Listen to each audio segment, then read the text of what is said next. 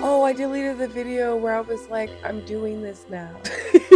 So I'm trying the microphone thing now. Not really too keen on using just my phone microphone. My room setup doesn't allow for me to use my recording microphone and record on my phone. So I bought one of these cute little microphone thingies. It's so cute. Tried clipping it on so I didn't have to hold it because I tend to talk with my hands.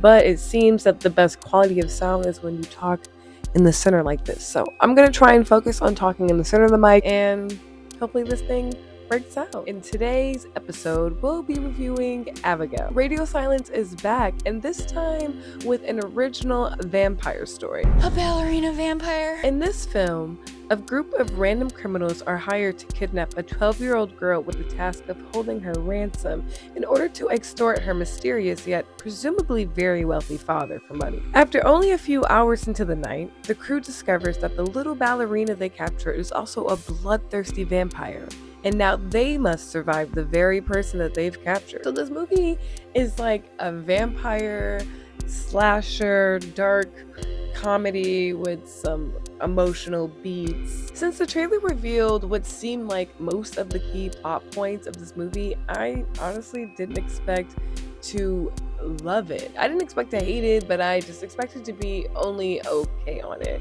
But to my surprise, there were surprises. This vampire, the star of the fucking show. Abigail, that's right, this movie should be named after her. I'm probably the most impressed by this child actress, Alicia Weir, or W-E-I-R, girl. How do you pronounce that? I do not know. That girl right there, she can act her fucking ass off. She's literally playing two different people throughout the film and is often playing these people in the same scene. The script is flooded with humor. It's so good. I was cracking up throughout this movie. Let's talk about fucking Angus Cloud, his character. His scene specifically where Abigail swipes him off.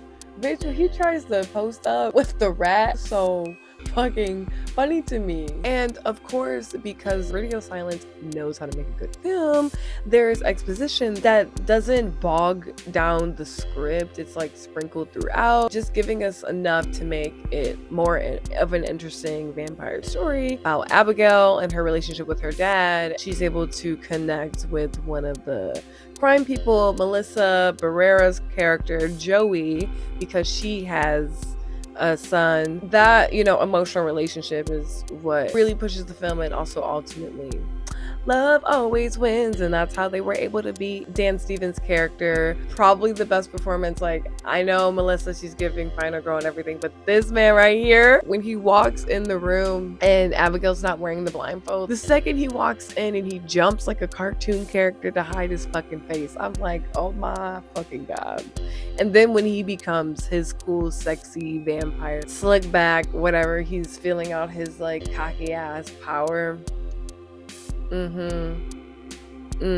That's the good shit. And as for Melissa Barrera's character, Joey, being a fucking total Final Girl badass, and to the point, this film is good at showing us this cast. One of the earlier scenes introduces us to the cast by Melissa Barrera's character, Joey, reading all of them, and that's how we kind of get their backgrounds. So instead of like someone being like, here's my story, I thought it was clever to have the person who is the cleverest of them all to snipe them all out. Good writing choice. The performances by the actors are, getting the characters across, but also I did notice that costume design and just like little things like Joey's candy. Candy is a metaphor for heroin. I don't really fuck with Mr. Rickles, William Catlett's character. He's the black character and so lazily written. I don't give a fuck. Set this black man up to fall in love with this not black character, then you kill him like 5 seconds later after giving it. Like, why was he there? Exactly. Cannot respect that. But I'm not gonna like dox this fucking film because the shit was still delivered elsewhere. But I say, I'm side-eyeing you, Radio Silence. You straight white men, I am side-eyeing you. Catherine, period, though, like, actually, she is really giving it her all this year with Abigail, with Lisa Frankenstein. I really like it. I see her stick. I definitely see it. And she's got it. But I'm the type of critic that's gonna be like, all right, bitch, show me something different in a few years, you know?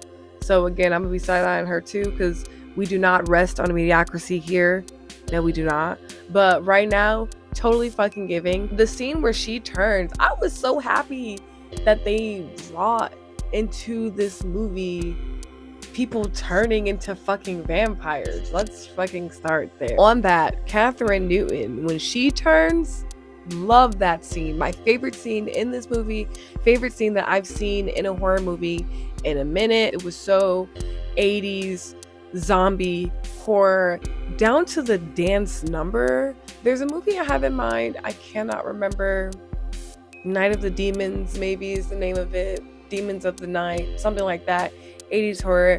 There's a dance number. I just think that dancing with transforming, it's like a Sailor Moon thing, like goes fucking hand in hand. It's what I fucking needed. It's what I fucking needed in this movie. Didn't know I needed it, but I actually needed it. More evidence of radio silence, knowing their shit. I was into it. Aside from comedy, delivering blood-soaked kills is also another thing that radio silence seems to nail every time. This movie kept me on edge with the kills, from the first one with Angus Cloud, and it's mysterious, you don't really see anything, but there's a decapitation reveal and people are getting stabbed and there's blood explosions. The list really goes on. I think it was absolutely genius to incorporate the classical piece Swan Lake, especially because that is a song that soundtracked many of the early horror films. I don't remember how that became to be the thing, but Swan Lake just became like the horror theme for early classical horror films. You know, radio silence can make an entertaining film, and I'll give them that. But I haven't seen them top Ready or Not. I would love to see them really leave their comfort zone of resting on what they really know, what they're really talented in. I just feel like every one of their films have been a slightly different iteration of Ready or Not. I'm ready to see something different. But overall, Abigail is a satisfying, well-rounded vampire slasher horror film. It's entertaining and easily enjoyable. I highly recommend it. If you haven't seen it already, go fucking see it. You can rent it.